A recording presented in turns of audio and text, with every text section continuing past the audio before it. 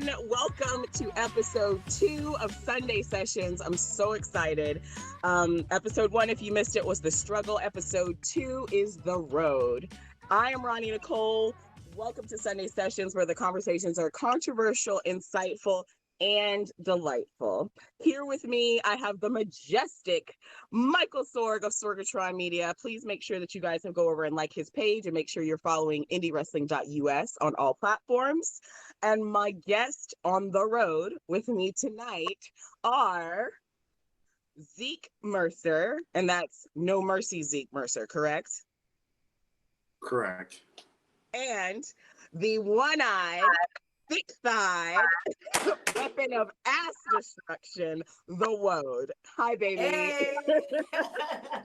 Thank you guys so much for coming. Tonight, we're just going to discuss the role of the road as it plays in wrestling, especially as a Black wrestler, and the historical context of the road as well. I don't know if you guys were told road stories by your vets, but I certainly have a laundry basket full.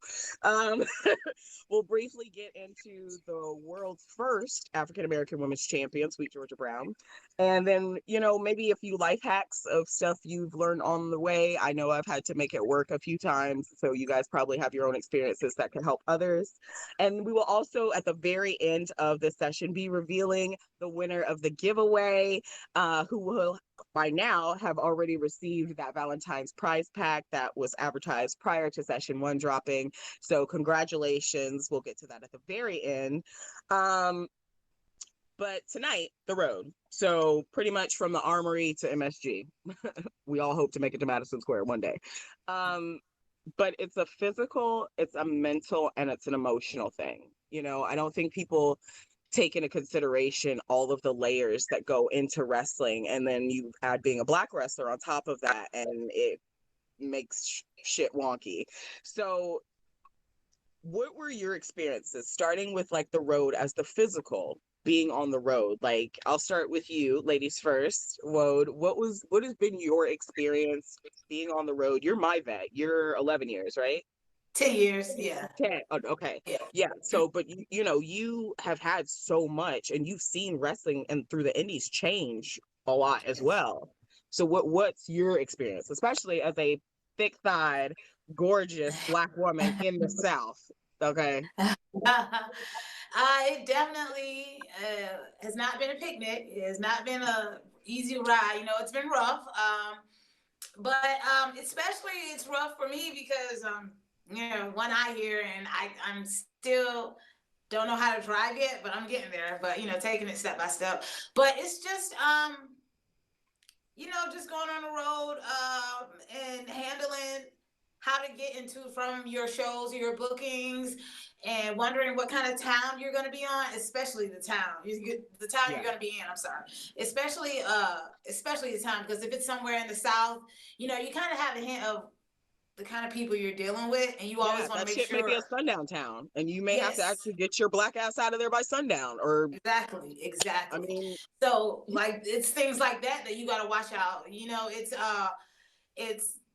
how you're gonna get there, is how you're gonna get back, how the people are treating you, who you're riding down there with.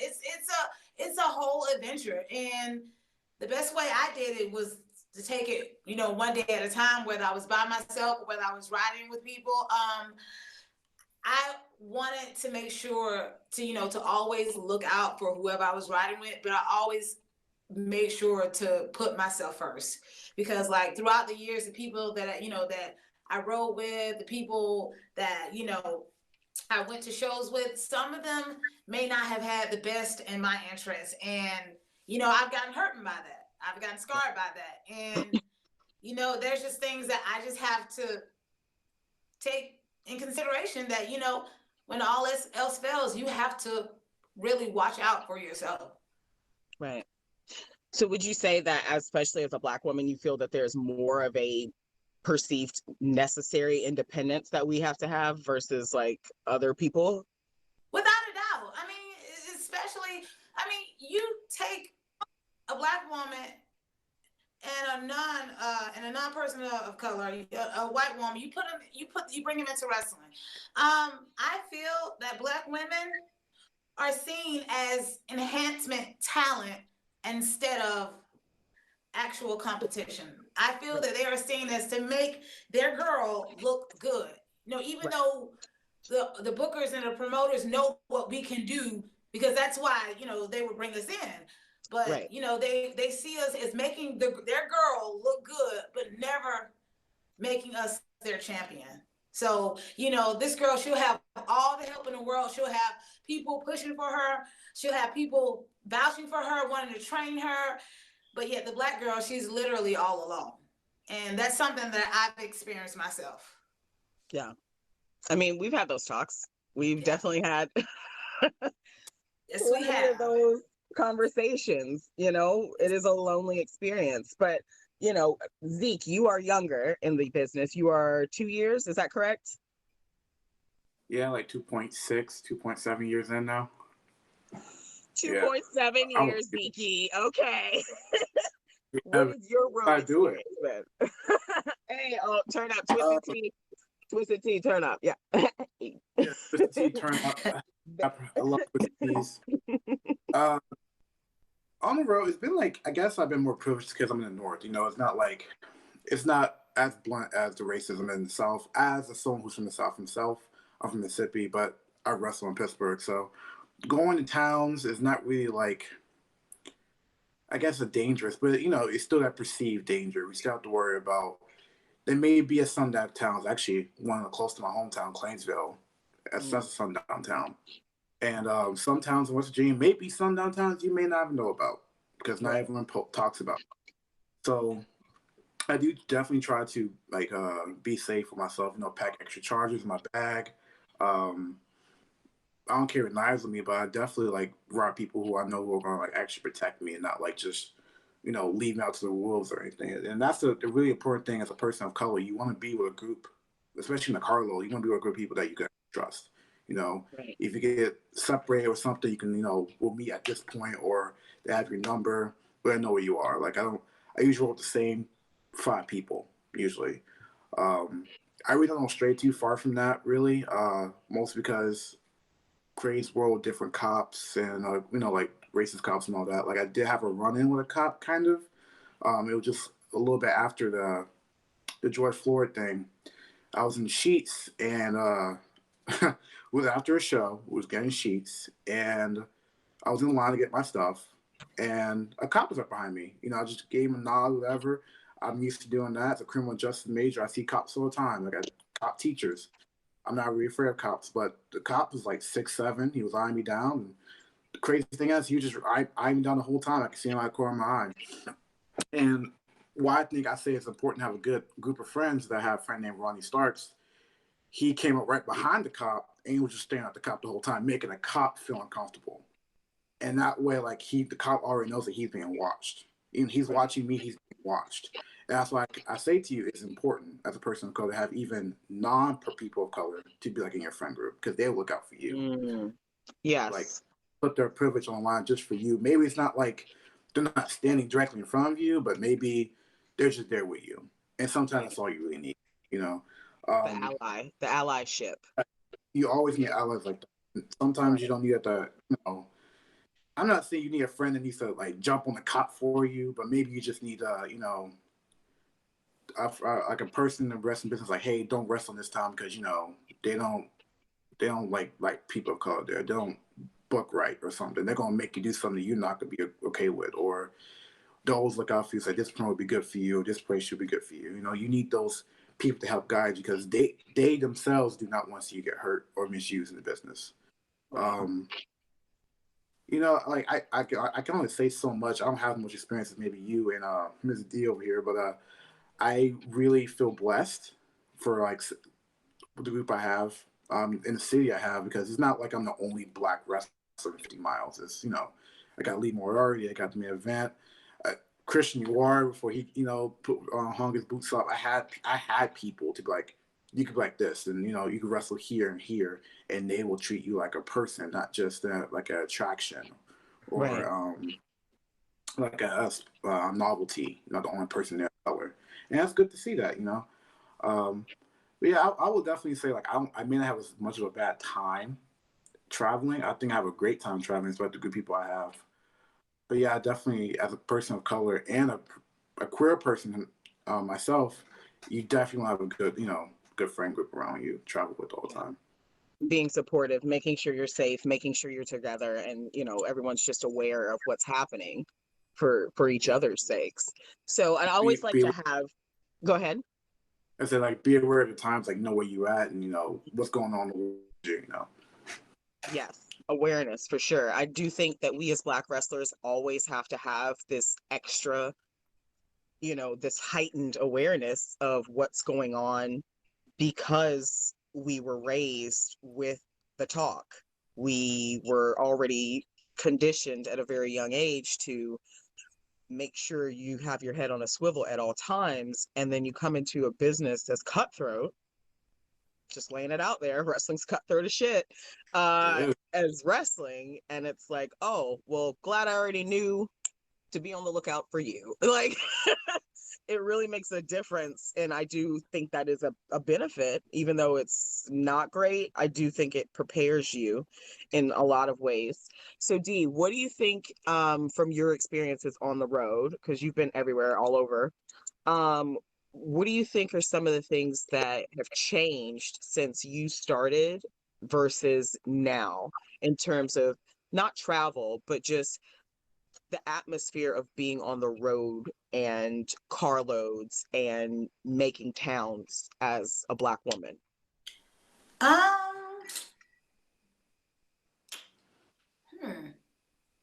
As far as the South or just in general? Well, your experience is more than the South. Like, you've been everywhere.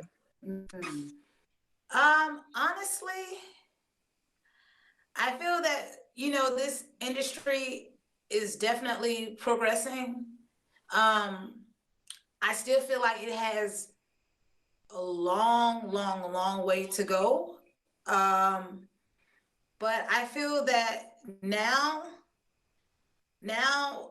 bookers and promoters, they are more willing to step outside their comfort zone and, maybe book this young talent that, that they thought, a couple years ago, hey, they wouldn't work well with this crowd, but now, I think they're definitely opening their minds more. They're being more open-minded, and that's great to see because from my experience, honestly, 5 years ago, you would not see as many Black talent in the South as much as you see them today. And that's only 5 years ago. And I've been in this business for 10 years. So I love the fact that progression is definitely there. I still feel that for a Black woman, I still feel like we don't have a secure spot in this business. I feel that we have a cameo.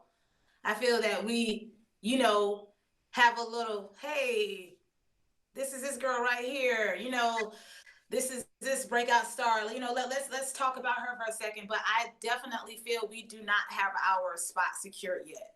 I feel that a lot of promotions, I feel that they want to be open-minded, but I honestly feel that, to better to play it safe than sorry, they would still use their female talent instead of, working with more African American female talent. But as far as my experience, especially with, with everything that I've gone through with my vision and, coming out as, first ever half blind female wrestler, it made me just not care anymore.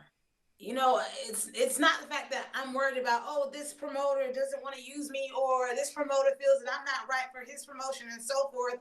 It's the fact that, I don't know, I guess I know I'm the best at what I do. And now that I know that, worrying about getting on this show or worried about traveling to this show, it's not that much of a thought anymore, because I always tell myself, if they want me, they know where to find me. Right. And whether I work on their promotion or not, I'm still going to be the weapon of mass destruction. Right. Zeke, and even though you said you have limited experience, experience is still experience and it still counts towards what we're talking about. So shifting into the mental aspect, and I'm asking you as a younger wrestler because I've noticed that some of the younger generation of wrestlers were definitely trained differently and their training was maybe less focused on the get tough son aspect, you know what I mean, and more Yeah. on like the actual in-ring, like here's how you can survive longer matches here, or a broader range of actual wrestling things versus taking 17 chops in a corner and expecting to not flinch. So what would you say in terms of the mentality on this road that we are all on as professional athletes, as professional wrestlers? What would you say in your experience is the biggest challenges, a Black queer talent and the mental aspect coming up into it? I would say the biggest. Oh, I'm sorry. You go ahead. I'm sorry. Nice. Yeah, I'm gonna start with Zeke and then I'll go to you, D, because Yes. girl, I know you know. Okay, Yeah. because we talked about it. Okay, okay, some of us cried about it. Okay, Yeah. so Yeah. but Zeke, yes, tell us, babe. Well, mentally, it's like especially in my class, I wasn't the tallest or the biggest, not even the strongest. I mean, Ron, you met me. I'm a pretty small guy, but it's more trying to.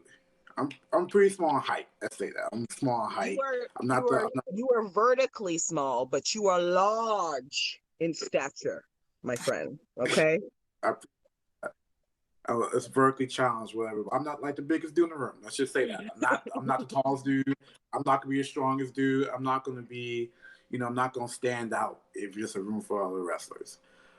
So my training was more like I have to keep up with the best perceived student in the class. Um, Even if I can maybe run the ropes more efficiently, or I could probably just move better than this person, but if I'm not perceived as the better person, I have to work twice as harder, maybe 3 times as harder. And you know, as a short person in wrestling, a shorter person in wrestling, we are kind of not seen as main event material. So I have two obstacles. I'm a black wrestler. I'm also a smaller wrestler. You know, so learning to just even take more damage to people, take more chops, take these crazy ass moves, do these crazy stupid spots. You probably learn how to do these sequences. You gotta be able to kind of like do it all. You gotta be able to work with anyone because you're not really gonna be like, oh, I'm not gonna do this or I'm not gonna sell for this person. Like, no, you're gonna sell for everybody. Like it don't matter if that person's 6'7" or 5'6". You gonna sell from everybody who hits you. So I just feel like you are constantly grinding. Especially when I started, I didn't really have a gimmick. Uh, and some aspects I still don't, I guess you could say. But like I don't have a perceived like, well, I'm a African American, so I'm gonna be another JTG, or I'm gonna be, I don't know who else, another Booker T like character, or something like that. I can't really do that because it's already been done. People want to put you in this box and not let you explore yourself, not want to be yourself. So like, oh yeah, you're a black guy, so you do like a JTG gimmick, right? I'm like, no. Well, why not? I mean, you fit it. I'm like, what's that supposed to mean? So it's kind of like same to do with women. They kind of put people in this box, and we don't want you to expand yourself.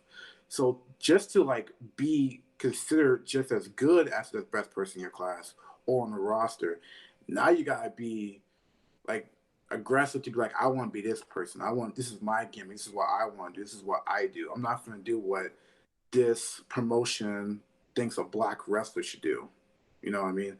And it's kind of hard to break that stigma because some things you do want to have fun. You do want to be loud, especially when you're playing heel.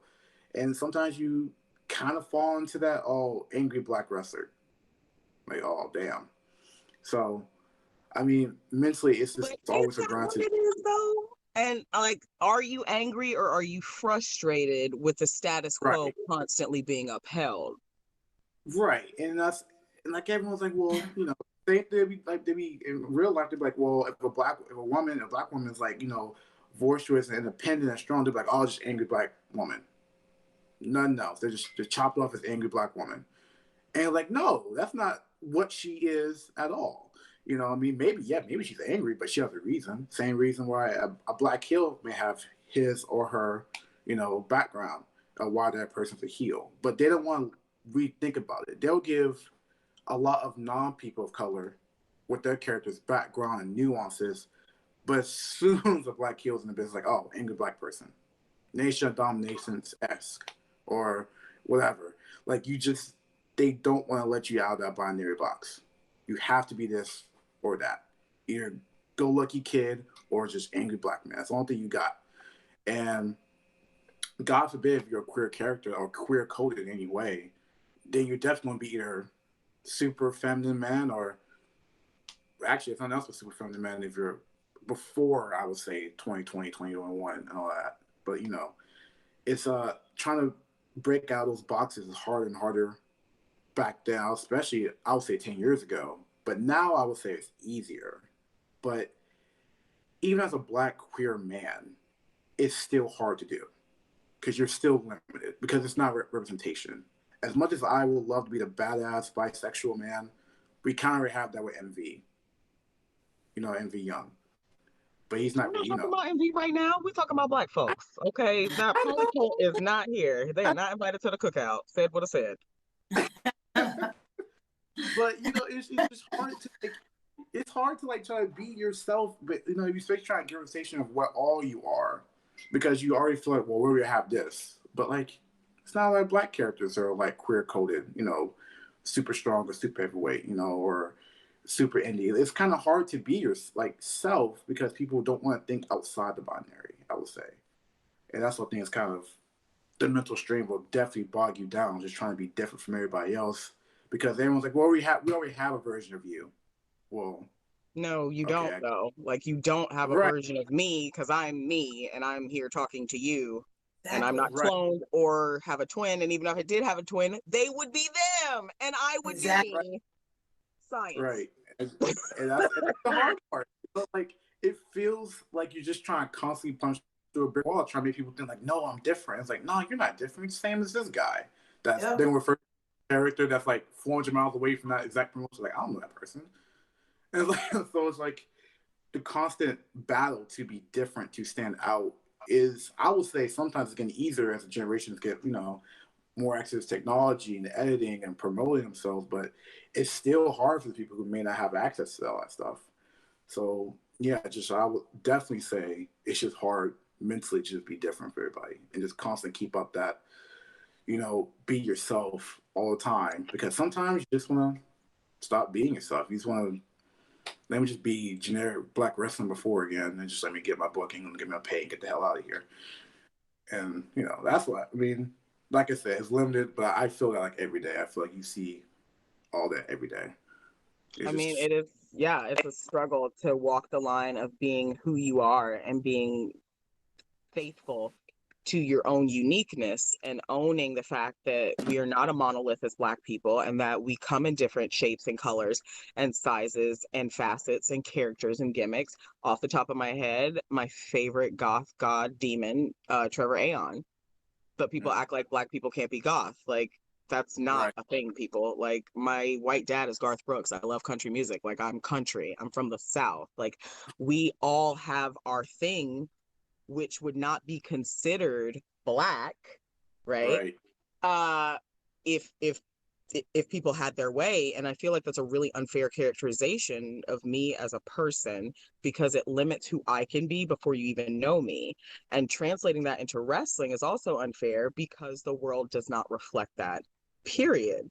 It doesn't. D, go off. Yeah. Go off. The mental, the struggle, talk about it. Because especially with being handy able, okay? Yes, you were handy able, but you have been stymied left and right. And for what? Like they see a thick Black girl, like somebody like me, my gimmick is, my butt. They judge me and say, oh, she's a slut, she's a hoe. A hoe is it's not a gimmick. And I'm like, Just The hoe take is the not a gimmick. chance to You're look right. at A me. hoe is not a gimmick, and that's not what I am. So let's Yeah, get back it's to like, it. Like, yeah. And, before then, when I got into this business, being the big black woman, they categorized me in the, as awesome Kong. And don't get me wrong, that's awesome. And I'm grateful, I'm honored to be compared to her. But that's like, why would I want to be her? She's already her. I'm trying to be me. And, it's just that wrestling, they put black women, or me, in my experience, black women, they put us in a category to where we can't be beautiful. We're not beautiful. We're not seen as beautiful. We're not sexual. We have to be either angry and monstrous, or we have to be athletic and, run track or something. Or we just have to be the angry black woman or the hood ghetto black woman saying, don't touch my hair. And that's it. And they expect us to be okay with that when there is so much more to us than that. And throughout my entire career, I have tried so hard to break all those stereotypes and showcase to this wrestling industry, let's break that stereotype of having the token black girl. Like, I've had promoters tell me, oh, we already have a black girl. Or like, Roni, I know you've heard that before, I've heard plenty of promoters tell times, me, all the times, every time. yeah, yeah. And You I heard do. they say, oh, well, I could tag you up with this black girl. Y'all both black. We could tag y'all together. Or, they'll say, hey, we want you to come put our girl over.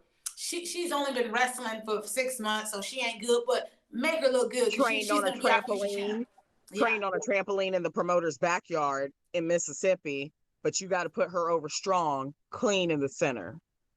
And then they tell you, well, our fans just won't like you without even, giving us a chance. I'm sorry. And like now, I want to hear it. Like seeing so many black female wrestlers, like the Blue Dragon, Tootie Lynn, like she is, she's awesome. Lynn and Mama Lynn. I love her mom, by the way. Yes. Fantastic. Yes. The whole family. Love them. Oh my God. Tremendous. And she is doing it the way she does it. Like, her and own it's something, way. Yes. Like 5 years ago, you would have never expected this. I mean, the wrestling world would have never expected something like this. Oh no. You have Ravana, she's a freaking demoness. Like black women, you have the Faye Jacksons who are sexual and beautiful and dangerous. Like we come in all different shapes and sizes and characters, and like the fact that they tried to put us so hard in this one category, it messes up. Well, it does damage to our mental state because we feel that we have to break down, do so much just to get them to see that we're different when they should already see we're different. And I even told myself, I was like, I'm grateful that it's a possibility that Bianca Belair and Sasha Banks could be the first black women main event in WrestleMania. But I'm also kind of pissed about it. I'm sick of it, the fact that it's 2021 and we still have to make the first for us. Why can't we not be included? Right. Why are we not included? You're just gonna sit there and tell me the first women's WrestleMania main event, they couldn't have a woman of color in there? Why? Because I feel that wrestling still doesn't include black women. They don't see us. We're not set in stone. Not yet. We're getting there. We're getting there. Like we are, we're knocking down barriers and breaking stereotypes left and right. Like look at Big Swole, and the fact that we have to go through all of this just to get them to see something that we've been saying from the beginning. It's like, this is a business that was never designed for us. Hell, they even tried to erase our history as black female wrestlers. Like there are black female wrestlers I didn't even know about. And and that hurts because wrestling is a business that's for everybody. But how can it be for everybody if everybody's not included? If you have just this certain type that you want to be seen as the top, that you want to see as beautiful, that you want to see as sexy, that you want to see as the epitome of beauty. How can that be for everybody? How can wrestling be for everybody when you don't even include everybody? Like, it's 2021. Why are we still having first of anything in wrestling? It shouldn't be like that. It's big enough for everybody. And you know, I feel that we as Black people, we are tired of that. And you know, we are gonna do it our way, because if we don't, they sure as hell won't. I'm sorry, I didn't mean to curse. Right. No, girl, it's a real conversation. The point Yeah. is to be real. I told you, it's fine. No. So, what would you say you in the mental aspect? Oh, How is that? Oh, right. girl. Right. Yeah. There are so Zeke, many we're gonna get times you that into Zeke. We're gonna get you into, but I'm gonna let D go off a little more. mental, oh man, from you know, from people telling me what I need to be, or that I need to lose weight, or how I should, you know, how I should be in the ring. It's like it's almost like a mind control. It's like they try their best to, you know, get into your head and warp you into what they want you to be, instead of you being creative and, you know, being yourself. I have struggled so hard with just accepting how I look and who I was. Like, I tried to lose weight. I kept telling myself, well, maybe if I was smaller, you know, if I you know, didn't look the way I look, maybe they would show interest in me. And then I had to just tell myself, no, it didn't matter what I do. The only way they will look at me is if I make them look at me. And I had to tell myself that. I had to convince, and I had to, you know, continually tell myself, I am the best at what I do. I'm different. I stand out. Can't nobody tell me what I can't do, because I've already proven it. I've already proven it without even telling anyone. Like with my vision, I've proven the fact that, you know, what do I have to do to show this wrestling world that I belong here? What else do I have to do? Like, I'm freaking half blind. What else do I have to do to show this wrestling world that I deserve everything that I'm getting in this business and more? And it's like the fact that people of color have to go through so much just to get so little. You know, okay, fine. They won't give it to us. We'll take it. So yeah, that mental is honestly, it could be the hardest thing. Like, people think, oh, you wrestling in the ring taking bumps. Nah, that's the easy part. The mental thing, that will make or break you, because you have to believe in yourself. You have to keep telling yourself, it doesn't matter what this promoter tells me, it doesn't matter what this booker tells me, I know I belong here.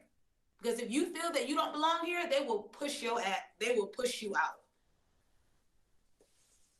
Absolutely right. You are 100% right. Because the culture of wrestling still hasn't changed completely. That's why we're having these conversations, because things haven't changed the way that they should have. So before I go into our history segment, Zeke, hearing all that as a new wrestler, what is your reaction to that? Like, and I haven't gone into the mental, because, you know, this is about everybody sharing their platform, and I'm always very vocal. But hearing that, what is your reaction to what you have experienced, but the mental aspect of knowing that information now? I mean, I feel exactly what she feels, especially with the weight stuff. When I started training, I just got done with amateur wrestling. And if you know anything about amateur wrestling, it's all about weight classes being a certain weight. So when I came to this business, I was like 147. Everyone kept calling me Starving Marvin. You look like you're from Africa, you look like you starving, like you're from a village. You know, it's just always those jokes. I'm like, wow. So, you know, over time, I got a little bit heavier because I'm not amateur wrestling no more. I don't have to make weight anymore. You know, I gained a little bit, you know, fat. You know, I got a little stomach now, and I like it. It makes me feel comfortable. It feels like I'm an actual grown man to be above 150. You know, You better you know, rock your weight, boo boo. You better rock it that's well. what like. It's like, you know, especially when the pandemic's happening, everyone's getting back in training, somewhat training.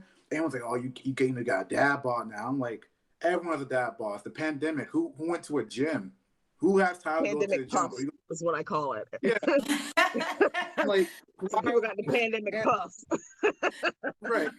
Well, okay, I'm sorry. I didn't go to the gym while the state was, you know, shut down. It's not my fault. I have to follow regulations just like everyone else. Right. Coronavirus, you know, safety. Right. I got you. Yeah, stay in the house, you know. Right. you know, and I think about to myself, like, what if I did get back to being like all having, you know, abs and all thing, cool, cool, cool. It won't matter because you know what? I'm still like below 6'1". So I can look like a specimen all I want, which is a weird way to say things, and especially refer to a person, a black wrestler. It still won't matter. I can have the look, but you know what? You're not 6'1". You know what? You just don't have those eyes. You don't have the face that we like, or you know, that we mean the skin tone we like. You know, I can. You can try our best to look like what they want, and we still won't be what they want. You know what I mean? So it's just that chasing that dragon is like stupid to me at this point. It's ridiculous. Like I am tired of it. Like, you know what? I still like a couple months ago, like a year ago, I was like, you know what? I'm not trying to do that. I was gonna kick people in the face and keep it rocking, because that's all I do now. I'm kicking people in the face. I have the confidence I want to have confidence. I'm angry. I'm aggressive. You know, I'm still humble outside the ring. I'm not saying I have an attitude or an ego, but when I'm in that ring, I wild out, get all my energy out, and I go back. And some people just like, well, I think you have an attitude now. I think you have an ego now. I was like, Oh, it's you like, value yourself now, so it's a problem. right. Is that what you're saying? Okay. Yeah, when I value myself, now I have an ego. Now you have an attitude. Now you think you're a superstar. It's like, no, I'm doing what you guys want me to do because I was always shy, right? So I started doing what they want me to do. Oh, you have an ego now. Oh, you think you're too good for your bitches. Oh, you getting matches here. You're facing this person, working this place. You have an ego now. I was like, no, I'm doing exactly what you want me to do. You mean I'm traveling the road like you told me to do to get better at my craft, like my peers are doing? Right. Okay. Right. I'm traveling the road that veterans tell us that they pay for us. You know what I mean? They're like, I paid this road for you so you wouldn't have to break your neck every night. I was like, all right, I'm about to take that road then. So, like, you know, what you did. It's like, no, I don't want you doing that. You guys have it too easy. You guys know real hard work is. I'm like, so what's the point? You're gonna pave the road for us and we can't use it? Right. So you paved the road, but you want me to stay in the grass with like a Yeah, horse and buggy situation? No, bitch. I'm driving a Mm. Bugatti down that road. Like, don't fuck with me. like, This is what it was for. What? right. You know, it's just like, it's like the double standard. You know, other people can ride that road, but as soon as a person of color, a queer man, a queer woman, a black woman, oh my God, bro, it's up in arms. We can't have Negroes being stars of the show. Like they just lose their mind. Like I just don't get it. Like it's such a double standard. Like I like to say that wrestling is a microcosm of especially America, especially Northern America. Definitely a microcosm. And we're like 30 years behind.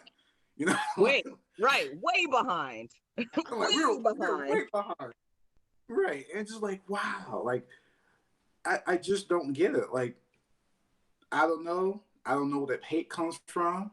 I guess somewhat it's jealousy because we don't have to struggle as hard. But then again, they're the same people who paved the way for us, so we can do the same things they do. So we wouldn't have to go through the bullshit they went through. I know that's the whole point. But I know as quickly as soon as I do the same thing, we get fucking told that we have an ego. We get shut. We get shut the fuck down completely. Uppity. Oh, and where did that term come from? Real historical context there. Right. Yeah. Black. You know what I mean? Like it's just, or a black woman. You just can't do it. Oh, it's just, it's frustrating, especially mentally. You just get bogged down. There's a time where I didn't want to go to shows. I didn't want to go to practice. It was like, we just being lazy. It's like, no, I look these crazy ass standards that you keep putting up every day.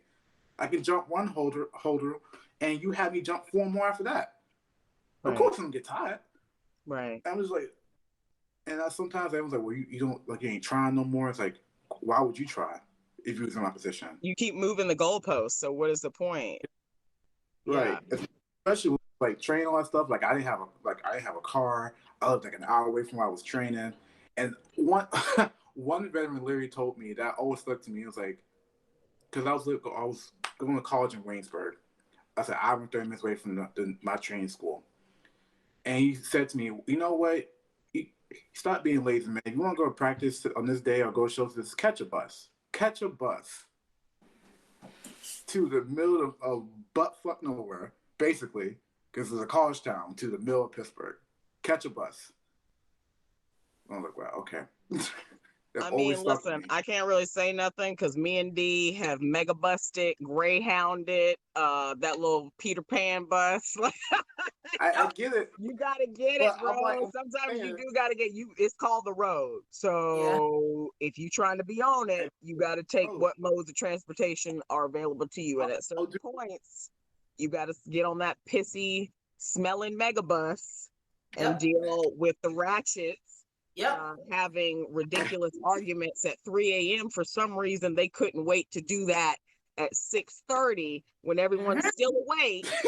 Okay, and you got one more bus transfer before you got to get to where you're going. Yes.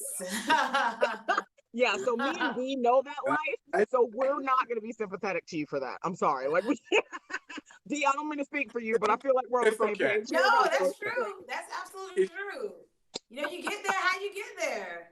You got to. Now that's I You get think there. like with a different part because our trainers were like mentally conditioning us almost to accept some things that should be questioned in certain ways. But in terms of if you want to get to a show and you don't have a car, you need to figure out a way to get to the show. And there are multiple modes of transportation. Like if you're on an island, you got to take a boat, like figure it out, boats and hoes. Like, I don't know, but like work it out. So in that aspect, I definitely have to like say my if there's a show and I can and there's something with wheels, I'm going. Well, like not now because Miss Corona Right. is ruining my life, but like we had This to Corona's wait. ooh. Oh my God, the worst. The worst. And at the worst time. Like, are you guys seeing this hair right now? Like, this should be in everyone's ring. Okay. Yeah. I'm gonna say it. I'm gonna toot my own horn. I don't give a shit. Okay. I should be in everyone's ring right now. Okay. But I got 1.5 lungs and asthma. I can't run out here and get on a respirator. I will not wake up. All right. I don't even know if they're gonna let me in because I ain't got insurance. Let's keep it a hot. So anyway, but it was funny that you said angry Black woman because after I did research about our historical figure, Sweet Georgia Brown, I was angry. And then I read interviews with her children, and apparently she was not. Um, and we talk about how the road has been there. Wrestling's been around for so long, but we don't talk about the challenges that happened before now. And especially in the context of being Black in the world back then, because that was trash. Like, Yeah. Ooh. straight up. Yep. You know what I'm saying? Cheeks. So, Sweet George Brown, Susie McCoy, Susie May McCoy, Susie May. All right. May is a Southern middle name for sure, because I got a couple It aunts is. with May, right? With May as a middle name. Yes. Okay. She was literally the Gotta come. inaugural Texas State Negro women's champion. Yeah, they had to put that in there. Okay.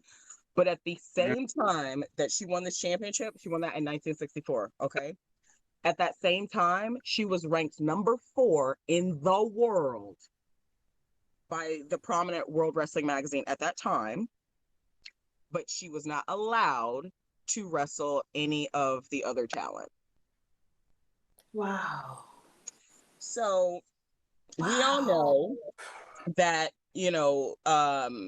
Sweet George Brown came from Lillian Ellison, aka the Fabulous Moolah, her all-girl school. Okay, so Moolah had her own little school back in like 1957. That's when Susie May showed up at the school, and it was like a really small deal where they were literally wrestling on mattresses in the kitchen. Okay, so Moolah's training all of these girls, and she was the first Black student, but she was really good, and she took to wrestling really well. But what Moolah forced her to do was leave her family. And at the time, she had 11 younger siblings. And she was the one who left because she wanted to, like all of us, make wrestling her dream and actually go on the road. So gets picked up by Moolah and Buddy Lee. They start taking a small group of girls, touring around territory times and what have you. And they described her. I love this. This was Buddy Lee, by the way. who described her in this way: 145 pounds of ebony beauty who left the cotton fields of South Carolina. That was the blurb that they used to advertise her for these matches. Wow. Back then. And he was very proud of her, called her a credit to her race. And how many times have we heard that bullshit? She couldn't even ride in the car though. Like, we're talking about on the road, being in the car, like not getting out of the car because of a sundown town. No, they put her in the trunk. And this was according to Rita Cortez, Buddy Lee's ex-wife, who was their only Hispanic talent at the time. That they had to smuggle her to shows in the trunk, and they had to do the same thing going into hotels and motels because Black people could not be out. But here she is trying to do the same thing that we're doing back in the 60s, the 50s and the 60s. Yes.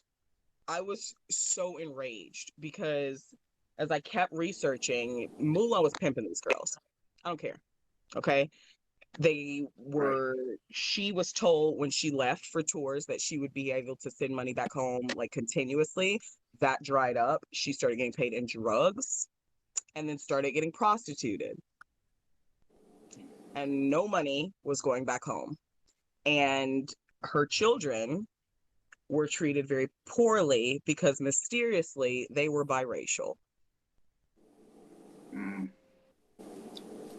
Her son Michael is, I don't know if he's actually found out or not, but he was investigating whether or not like Buddy Lee was his dad, because he like tried to hit him up and be like, hey, I want to know who my dad is. Like, you traveled and you work with my mom, like Buddy Lee Promotions, you know, you guys were running all the women and stuff. Like, do you know who she would have come in contact with? Me and my other siblings, you know, we look different than our family. Do you know why?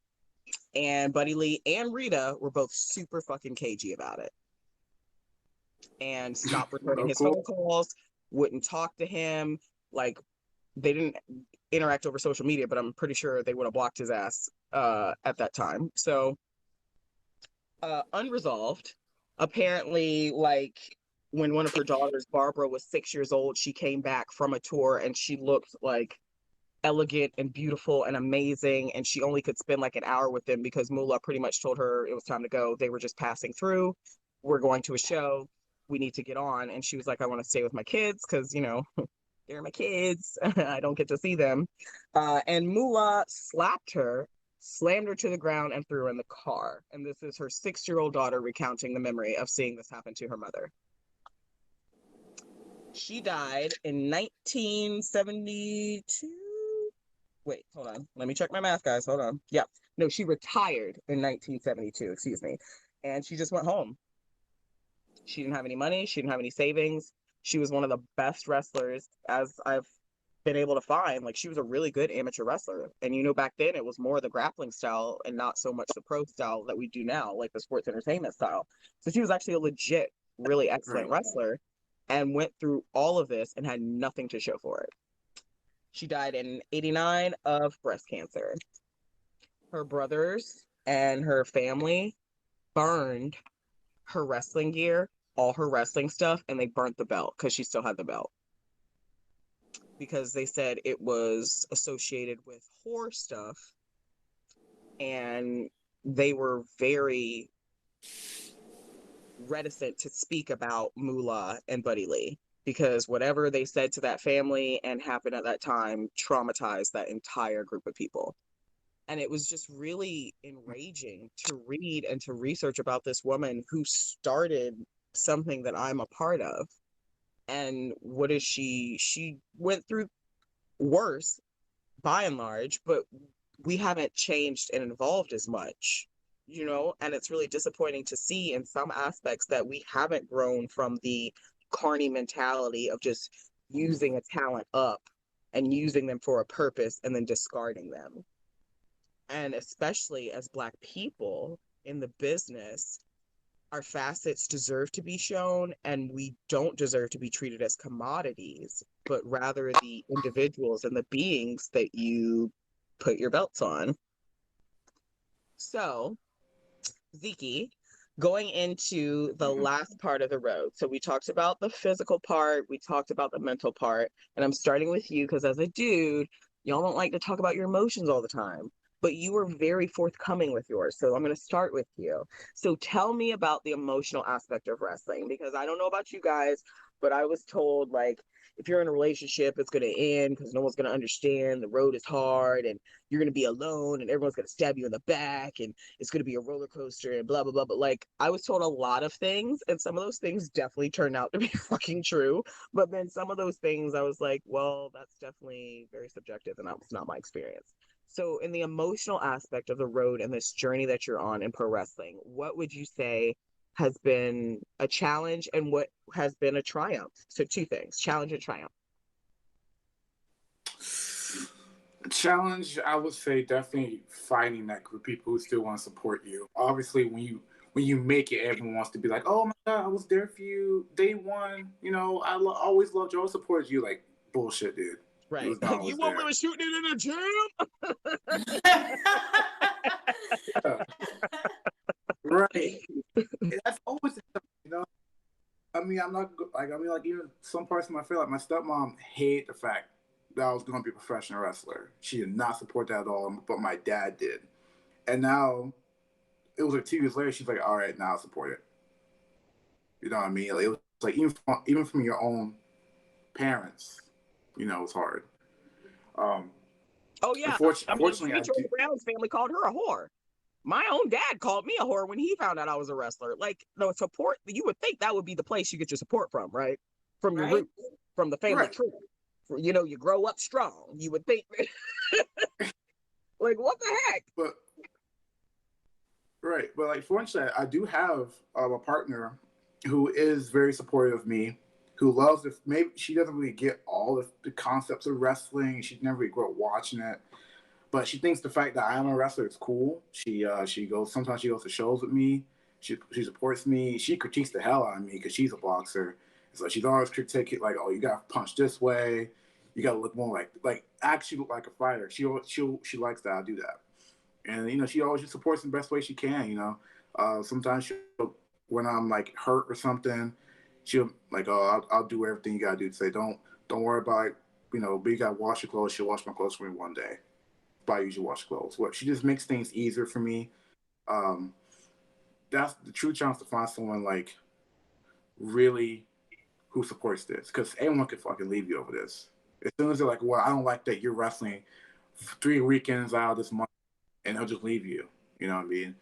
Um, some days you be having like some months you be having show after show after show. You forget maybe anniversary or a date night. You know that's how fights start. It's very hard to find that person who's willing to like meet you halfway on things. You know, um, triumph. I would say that I've made it this far. After all the bullshit I go through, I was like, I made it this far. By the time I even graduated high school, I was considered a professional wrestler. Now I'm about to graduate college as a professional wrestler. So I'll be like, Hell if yeah. anything, I'm lazy because I graduated freaking twice, got a degree and a diploma, got a job, and still did wrestling. I don't want to hear from nobody saying I'm lazy. I hate that shit. I will. I'm not gonna Right. cuss anyone out, but I'm going. We gonna come I on ain't now. fucking lazy. I won't. I'm not gonna have a whole moment out there, but I'm like, don't you call me fucking lazy. I hate that shit so much because I go through a lot of shit. Maybe you don't have to go through every fucking day. Right. That not a person of color fucking day. Especially as a black person or a young black person trying to get education in America, find a job in America, and still chase their dream. Yeah. That's unheard of. You know, people call me stupid to this day to keep going to college and wrestling. You only have to pick Oh, one. I was like, absolutely. no, I'm doing both. Absolutely. Like you can't do Like, both. Like you can't follow your dreams and, have a degree. I mean, who would have I'm, thought? I'm like, bull fucking be educated. I'm not the first educated person in my family. I'm not the last, and I'm not breaking that Right. tradition. My grandparents are college education. I am not breaking that tradition. We're gonna be educating this bitch tonight. I'm getting my degree. And I'm also gonna follow my dreams. You know, like you should be able to do that. And I think if I make it, I want to be at least seems like, well, if Zeke can do it, I can do it. I can do it And as I well. then go beyond. You know, like if some kid wants to be a singer, but maybe he's good at numbers, he's good at counts. Like, dude, get that account degree and start practicing your cello because you can do both. Right. If I can do it and you believe in me, you can do it. It just takes time. You be broke, you be tired, you can be hungry, but you can do it. And it'll pay off. You just got to keep. It will Yes. pay off. But be smart about it, Yeah. is what I think you're saying. And I think that's something that, my vets didn't tell me that, but I came into wrestling with a degree. Like, my mom was like, nah, we're not doing that. Like, she was not Right. cool. My mom was not a wrestling fan at all. She begrudgingly, before she passed, she came to understand and like respect it, I think, at least from my perspective, but she was not. No. So she was like, yeah, that's cute. You're going to go to school and then you can follow these dreams. So right. Like, I that's totally, martial arts. That's martial arts. He had black belts to train me how to fight. I knew how to fight before I come into this business. So in fact, I told my dad at 17, I want to do this. He's like, okay. yeah. If that's what you want. Doing. That's what you want. I'm not gonna stop you. But he's always been there because he wanted to chase his dream, but he couldn't. Life happened. I would say that life happened for him, but because of his sacrifice and his willing to work, I'm able to chase my dreams. And he's super proud of that. I think the proudest moment I had was literally, actually a couple. One was when I can search up my work name and on Google, I can see pictures and videos of me. That always made me fucking like happy as hell. Like, oh my god, I made on Google. I'm the shit. The second, not fucking vanity searching. The second one was it is Zeke. like, just like, I feel accomplished. The second one was like when Righteous Reg from PWI was like, he made his list of like 250 black male wrestlers, and I'm like 157. I was like, holy shit, I'm having this business for a long time on this list. It may not be the list, but it was. I didn't make the list, you know Reg. what I mean? Like, I'm like, I find. So I'm gonna say it now. Sorry, Zeke, I'm gonna let you finish. I didn't mean to Kanye you there, but I didn't make the list. Reg, did you not have my address? Cuss them out. Okay, I didn't get my ass kicked for 4 years in Japan for you to leave me off the list. Okay. Anyway, sorry, Zeke. I got hot. I've had a lot of grease. I've been drinking a lot of Pinot Gris today. I didn't even know I made that list to a bunch of my non-perf people of color friends. Like, you made this list? I'm like, since when? People know what the fuck I am?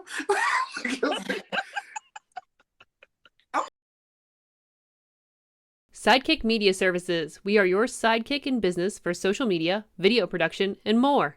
Find out more at sidekickmediaservices.com.